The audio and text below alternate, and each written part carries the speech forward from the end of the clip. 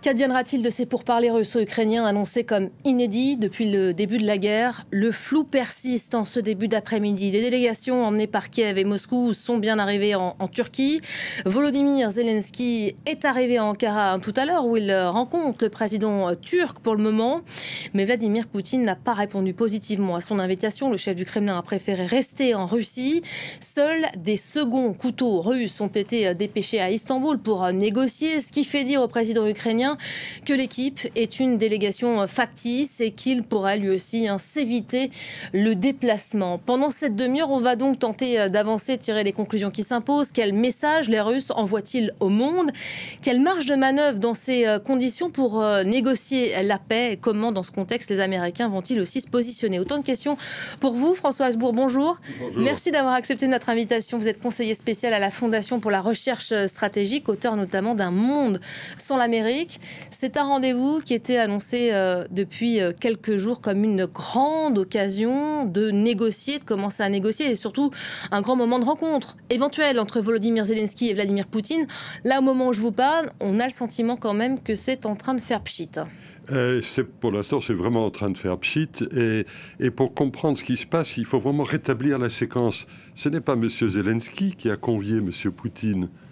C'est le président Poutine qui a pris l'initiative de monter cette réunion à Istanbul il y a maintenant une semaine, en fixant le lieu et l'heure. Et Zelensky a très rapidement dit « Ok, je suis partant ». Chiche, je viens si vous venez. Je viens si vous venez, ce qui paraissait aller de soi, puisque c'est lui qui avait organisé et convoqué la réunion. Eh bien non, Poutine n'est pas venu.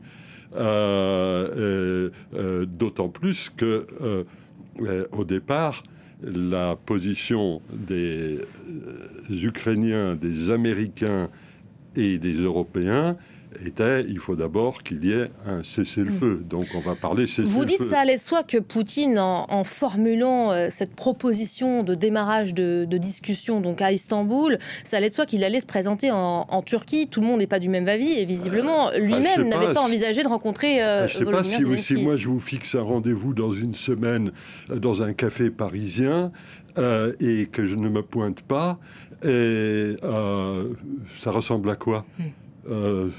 C'est même pas un posage de lapin, ça. Un lapin, quand même. Bah oui, un très très gros lapin.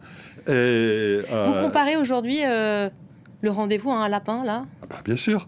C'est Poutine qui a lui-même proposé cette réunion. Il en a posé la date, il en a posé le lieu. Et Zelensky, je pense de façon fort habile, au lieu de répondre comme l'avaient fait initialement les Européens. Les Européens avaient d'abord dit non, on ne peut pas y avoir ce type de réunion tant qu'il n'y a pas de cessez-le-feu. C'était la position d'ailleurs aussi de Trump et de Zelensky initialement. Mais Zelensky a pris la balle au bond et a dit ah ben oui, chiche, moi j'y vais. On se retrouve tous à Istanbul, n'est-ce pas? Et toute la journée d'hier, il y a eu le suspense sur le fait de savoir si Poutine allait venir ou non. Et finalement, c'est non. Effectivement, vous parliez de second couteau en ce qui concerne la délégation russe. Oui, si on parlait d'une entreprise, on dirait que c'est le niveau N-2 qui s'est rendu à Istanbul. Du côté ukrainien, ils ont aligné le niveau N-1. Et même les Américains avait envoyé, je crois qu'il y est toujours d'ailleurs, M. Rubio, le secrétaire d'État et conseiller national de sécurité également. Alors, on va revenir sur qui participe malgré tout à cette séquence cet après-midi, mais j'aimerais rebondir à ce que vous venez de dire. Vous dites, Volodymyr Zelensky, quand Poutine a proposé l'idée de ce rendez-vous, a saisi la balle au bond et s'est adressé directement à Vladimir Poutine. Beaucoup disent aujourd'hui qu'il s'agit d'une magnifique opération et chance de communication pour le président ukrainien, lui qui est peut-être en train de remporter la bataille des images. On va voir ça tout de suite avec David Gilbert et on en reparle juste après. Débarqué en fin de matinée à Ankara, Volodymyr Zelensky doit rencontrer son homologue turc avant de décider de se rendre ou non à Istanbul. Je ne connais pas encore officiellement le niveau de la délégation des Russes. Mais d'après ce que nous voyons, il semble plutôt factice. Nous réfléchirons à ce que nous allons faire, à nos prochaines étapes après notre entretien avec le président Erdogan. Côté russe, seul un conseiller présidentiel, un vice-ministre des Affaires étrangères et un vice-ministre de la Défense sont pour l'instant présents en Turquie. Un casting qui constitue en soi un message, des seconds couteaux pour discuter avec le président ukrainien. Loin des attentes exprimées lundi lorsqu'il déclarait attendre Vladimir Poutine à Istanbul. Une manière de pousser le président russe dans ses retranchements, lui qui avait proposé la veille de nouvelles discussions directes entre les deux pays. Un coup tactique de la partie ukrainienne que Moscou préfère esquiver en avançant prudemment ses pions. Poutine, bien sûr, ne veut pas d'un cessez-le-feu, mais il ne veut pas non plus apparaître comme le responsable de la poursuite des hostilités. C'est pourquoi il ne cesse de trouver de nouveaux moyens de convaincre Trump que les négociations vont être poursuivies. Car c'est bien le positionnement américain sur le conflit en Ukraine qui se joue aussi à Istanbul. La Maison-Blanche montre des signes d'agacement de plus en plus fréquents envers l'intransigeance des Russes qui refusent un cessez-le-feu préalable demandé par les Européens. Depuis le Qatar, Donald Trump affirme qu'il pourrait se rendre vendredi en Turquie en cas d'avancée dans les discussions. Son secrétaire d'État, déjà dans le pays pour une réunion de l'OTAN, devrait lui bien être présent, quel que soit le scénario des prochaines heures. On va aller peut-être prendre le pouls tout de suite à Kiev, retrouver notre correspondant Gulliver Krag. Gulliver, bonjour. On vient de rappeler l'état des choses au moment où l'on se parle. En début d'après-midi, Volodymyr Zelensky est donc à Ankara. On attend toujours de savoir s'il va ou non poursuivre la journée à Istanbul et donc prendre part à ces négociations. Pour le moment, on en est à des échanges d'insultes entre Ukrainiens et Russes parce que, certes, Volodymyr Zelensky a qualifié la délégation russe de farce, de factice. Moscou a quasiment immédiatement répondu en la personne de Sergueï Lavrov, qui est le chef de la diplomatie russe, qualifiant aujourd'hui le président ukrainien de clown.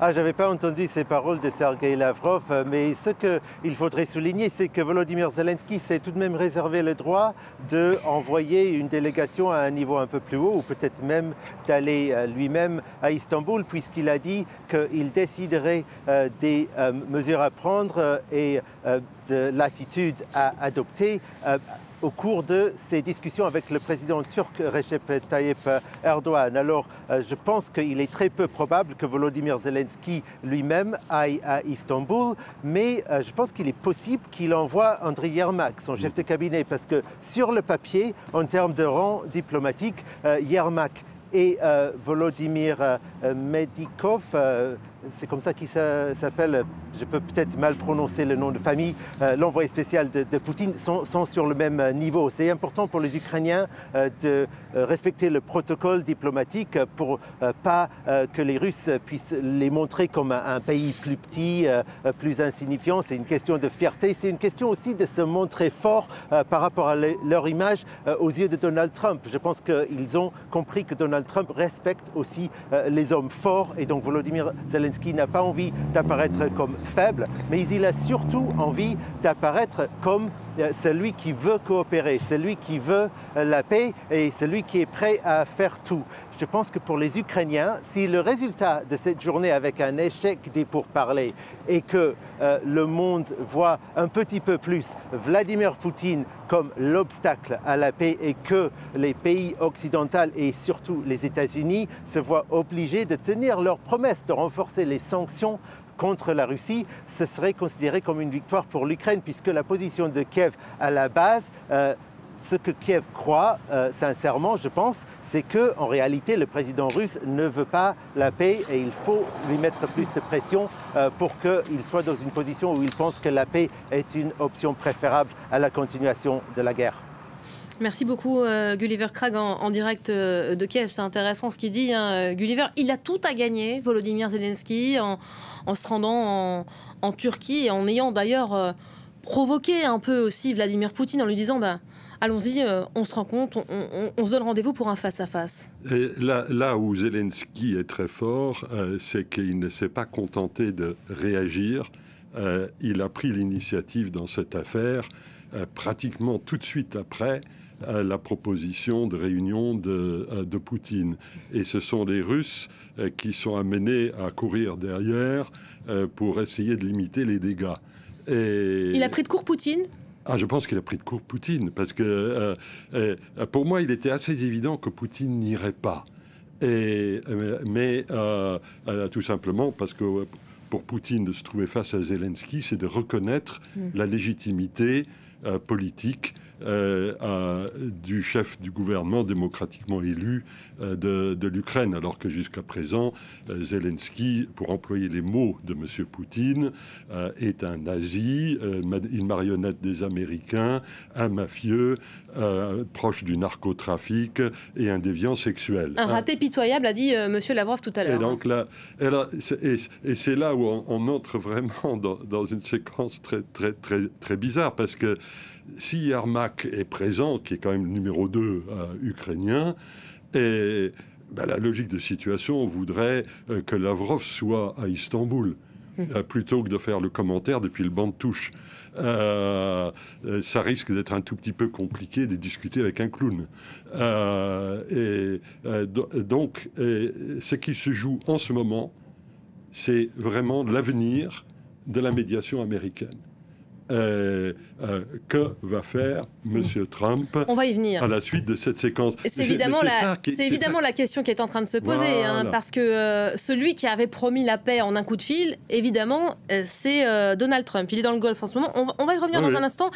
Je comprends bien que c'est quand même le nœud de l'histoire, évidemment, et le positionnement des Américains après cette journée à Istanbul va s'avérer évidemment crucial et déterminante. On va retrouver Géna Lebras, qui est notre correspondante en Turquie et qui fait le pied de grue, comme une centaine d'autres journalistes sur les rives du Bosphore, devant le palais de Dolmabahçe. Bonjour Géna, plusieurs centaines de journalistes couvrent évidemment cette séquence qu'on avait quand même annoncée comme un véritable événement. Dites-nous où est-ce que vous en êtes, quelle est la nature des informations dont vous disposez au moment où l'on se parle. On disait tout à l'heure, il y a quand même un grand flou qui encadre cette rencontre. Alors effectivement, je suis devant le palais de Dolmabahçe avec une foule de journalistes, et c'est d'ailleurs la raison pour laquelle vous ne le voyez pas à l'antenne, et bien tout simplement parce que les réseaux sont saturés. Alors ici, on est toujours dans l'attente, avec très peu d'informations. La seule chose qu'on sait, c'est que les pourparlers ont été repoussés dans l'après-midi, et ça sous l'impulsion des Turcs, sans doute pour laisser le temps à Volodymyr Zelensky de prendre une décision. Va-t-il se rendre à Istanbul en dépit de l'absence de Vladimir Poutine? Jusqu'à présent, ici était opposé, mais les choses pourraient changer. À ce stade d'ailleurs, la composition de la délégation ukrainienne n'a pas encore été révélée, ce qui offre encore toutes les possibilités. Et puis à Ankara, au même moment, vous l'avez dit, Volodymyr Zelensky est arrivé sur le tarmac de l'aéroport. Tout à l'heure, il s'est exprimé très brièvement à la presse ukrainienne.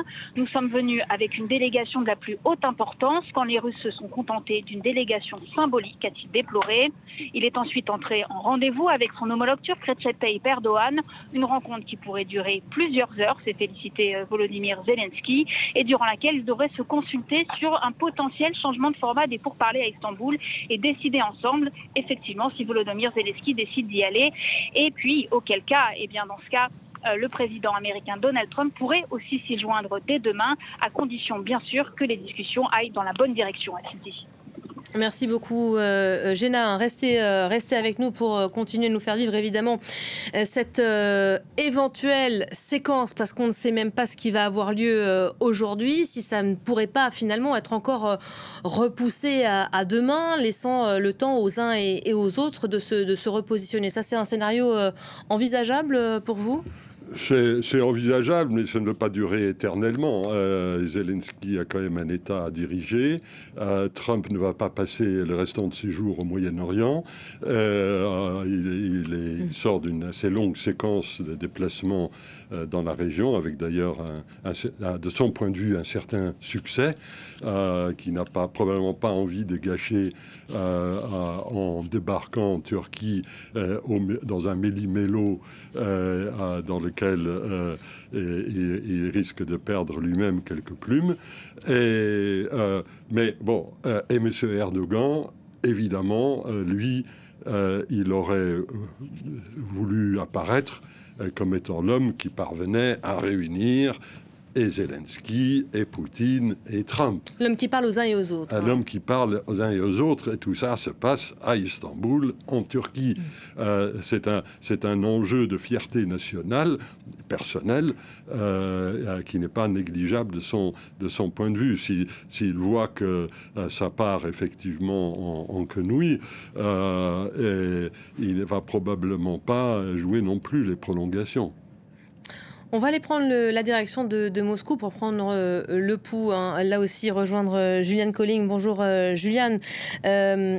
Je présentais à nos téléspectateurs il y a quelques instants les quelques verbatims du chef de la diplomatie russe, Sergueï Lavrov, qui a donc qualifié en cette mi-journée le président ukrainien de clown, de raté, pitoyable, concernant donc sa demande de rencontrer Vladimir Poutine. Racontez-nous ce qui est en train de se passer là aujourd'hui à Moscou, au Kremlin. Lavrov donc est dans la capitale russe, Poutine aussi, semble-t-il.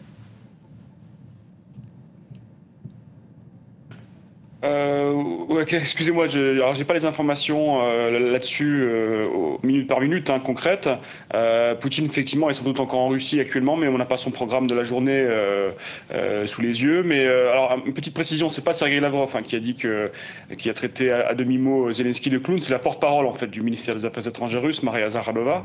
Et effectivement, Sergueï Lavrov, donc le ministre des Affaires étrangères, n'a pas non plus pris part au déplacement à Istanbul, effectivement, comme on le voit. Et tout ceci est assez logique, effectivement. On sait que les Russes sont assez procéduriers, et d'abord sont assez procéduriers, et de deux, ne respectent pas énormément, c'est le moins qu'on puisse dire, la partie ukrainienne, ni leur président, ni la délégation ukrainienne. Et donc, l'avis qui dominait depuis quelques jours à Moscou, c'est que Poutine avait très très peu de chance, une chance infinitésimale de se rendre en Turquie lui-même. Donc c'est assez peu surprenant qu'il ne soit pas présent. Et ça témoigne, encore une fois, d'un certain manque de respect pour d'abord la partie ukrainienne et aussi pour ce processus de discussion, même si effectivement Poutine a lui-même eu l'idée et a proposé lui-même des négociations en direct entre les deux pays en Turquie.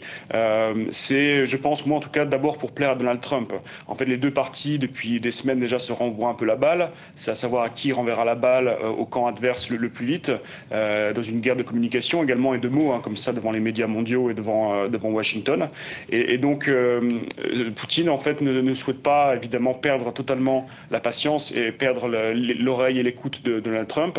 Et c'est sans doute pour ça qu'il a souhaité montrer à son homologue américain, vous voyez, je suis bien pour la paix, je suis pour les négociations, je propose moi-même des discussions entre les deux parties. Mais il n'avait pas non plus promis de se rendre lui-même en Turquie, quand même, il faut le préciser. Mais tout ceci, encore une fois, c'est sans doute pour plaire aux États-Unis, entre guillemets, et ne pas perdre, entre guillemets, totalement la patience de la partie américaine. Car on sait que, pour la Russie, l'important, ce n'est pas discuter avec l'Ukraine, qui est un peu un acteur secondaire, alors que la guerre se déroule en Ukraine, mais il voit ça comme un acteur assez secondaire et de second rang. La Russie estime qu'elle a sa place à la table des grands de ce monde, et donc c'est pour ça qu'il faut négocier en direct avec les Américains, en fait, sur donc un nouvel ordre mondial, de nouvelles structures de sécurité par la suite. Mais si vous voulez, pour eux, le seul interlocuteur à leur niveau, c'est les États-Unis. Et donc sans doute que Poutine, en fait, espère réellement par la suite, à force de jouer un peu comme ça, de mettre la pression également militaire sur l'Ukraine, et à continuer aussi sur le front à avancer, entre guillemets, ce serait pour ensuite obtenir un grand rendez-vous, un grand meeting, si vous voulez, avec Donald Trump. Et Zelensky, là-dedans, sera un peu laissé pour compte, sans doute. Voilà réellement, je pense, les vrais buts russes derrière tout ça. Merci beaucoup Juliane, en direct de Moscou. D'ailleurs le Kremlin qui répète à l'instant, puisqu'il est interrogé par la presse et d'usage en ce début d'après-midi et cette façon quotidienne, qui répète que Vladimir Poutine n'a absolument pas l'intention de se rendre à Istanbul, et qu'au moment où l'on se parle, on ne sait pas d'ailleurs si la délégation russe va prendre part à ces pourparlers. Il est trop tôt pour dire si on prendra part à ces négociations, parce qu'on ne sait même pas si les Ukrainiens vont se rendre à Istanbul pour discuter avec nous. Donc le message là, il est quand même assez clair, et Juliane l'a redit. L'enjeu pour les Russes, c'était de parler avec les Américains. Trump n'est pas là. Il gagne du temps en disant ça, vous croyez ? Alors d'abord, effectivement, je pense que le premier enjeu pour Poutine, c'est d'éviter le cessez-le-feu inconditionnel proposé par les Américains. Il ne faut jamais l'oublier, l'élément central de la médiation américaine, pratiquement depuis 2 mois maintenant, plus de 2 mois, c'est il faut d'abord un cessez-le-feu inconditionnel de 30 jours. Poutine, pour des raisons qui ont trait à la guerre elle-même, n'en a visiblement aucune envie. Du point de vue stratégique et militaire, ce n'est pas totalement irrationnel, mais évidemment, ça ne va pas du tout dans le sens de ce que veulent les Américains. Donc tout ce qui rentre en matière de temps fait ventre. Il vient de gagner une semaine, Poutine, avec cette plaisanterie. C'est toujours bon à prendre. Le deuxième enjeu, c'est celui qui a été mentionné par votre correspondant, c'est effectivement la relation bilatérale entre les États-Unis et la Russie. Et c'est là le nœud de toute l'affaire. La médiation américaine, aujourd'hui, est en train d'être réduite à zéro, puisque le cessez-le-feu, les Russes l'ont qualifié, Poutine l'a qualifié il y a quelques jours d'ultimatum, et bien entendu la Russie ne plie pas devant un ultimatum, ça va de soi. Alors il s'adressait aux Européens en disant ça, mais le message... Les Américains avaient soutenu l'initiative européenne, donc c'est un peu aux Américains qui s'adressaient. Non, l'initiative au départ était américaine. Donc Poutine répondait aux Américains par Européens interposés. Donc il ne reste rien de la médiation américaine, et à Trump maintenant de décider ce qu'il va faire s'il y a, ce qui me paraît assez vraisemblable, échec de tout ce qui est en train de se passer. C'est ce que j'allais vous dire. Aujourd'hui. Ce qui se passe aujourd'hui, c'est un échec en premier lieu pour Donald Trump ? Non, s'il y a un échec, des négociations, il n'y a pas de négociations, que sais-je, nous verrons ça dans les prochaines heures, mais si l'affaire tourne court, ce qui paraît assez vraisemblable, à ce moment-là, Trump va devoir décider s'il s'accroche à sa médiation, et s'il s'accroche à sa médiation, quel va en être le contenu, puisque jusqu'à présent, il n'avait qu'un seul contenu, c'était le cessez-le-feu inconditionnel. Et encore une fois, les Russes ont très clairement signifié qu'il n'en était pas question. Ça pourrait lui faire bouger le curseur à Donald Trump, parce qu'on le voit depuis le départ, depuis le mois de janvier. Il va à gauche, à droite, au centre, il va absolument partout, là où ses intérêts le dirigent, évidemment. Et là, aux dernières nouvelles, il laisse quand même la porte très ouverte. Il a dit, je vais peut-être venir demain, vendredi, à Istanbul. Je ne sais pas ce que je vais faire, mais... Nous verrons. Personne ne peut prédire ce que Trump va faire dans les prochaines heures. Mais quelles sont ses options ? Sa première option, c'est de poursuivre sa tentative de médiation, en se rendant en Turquie ou en ne se rendant pas en Turquie, on verra. L'autre option, c'est de mettre à exécution les menaces proférées il y a une quinzaine de jours par M. Vance en Arabie Saoudite, et plus récemment, et de façon moins tonitruante, par Witkoff, son envoyé spécial, qui est, si vraiment vous n'arrivez pas à vous mettre d'accord, les gars, on se tire, on quitte la table. Trump sait quitter la table de négociation. Il l'a fait avec les Coréens du Nord pendant son premier mandat. Il peut parfaitement quitter la table de négociation. Et ça laisse ouvert deux autres voies. Une voie, c'est grosso modo de dire aux Européens, tout ça, c'est votre affaire. Nous, on s'en désintéresse, débrouillez-vous, mais on ne va pas vous gêner. Ça veut dire quoi ça veut dire quoi, quitter la table des négociations ? Ça veut dire que l'Amérique ne fait plus de propositions de médiation, qu'elle se retire de son rôle de médiateur. Mais ça peut se passer de deux façons très différentes. La première, c'est grosso modo de dire, écoutez les amis européens, puisque vous avez tellement envie d'être à la table et de vous impliquer, allez-y. Je vous laisse le fauteuil. Je vous laisse le fauteuil, mais je ne vous gêne pas. C'est-à-dire, j'autorise la réexportation d'armes américaines. Et l'autre option, elle pourrait être plus embarrassante pour les Européens ? L'autre option, c'est qu'ils quittent purement et simplement la table. Pas de renouvellement des crédits pour l'aide à l'Ukraine. Après un petit délai, début des négociations bilatérales américano-russes sur les relations américano-russes, tel qu'évoqué par votre correspondant à Moscou. Ce qui serait évidemment terrible et pour l'Ukraine et pour les Européens. Là, pour le coup, c'est le scénario, c'est probablement le scénario du pire. Donc, ce qui se joue en ce moment, c'est vraiment tout à fait, c'est un moment critique de ce conflit. Et c'est ce choix que fait Vladimir Poutine aujourd'hui en ne se rendant pas en Turquie. Et le choix qu'aura à faire dans les heures, dans les jours qui viennent, Trump. C'est lui qui est au centre de ce jeu. Merci beaucoup Merci François Hesbourg, échange fort intéressant à l'heure où on attend toujours de savoir si ces discussions vont avoir lieu ou pas à Istanbul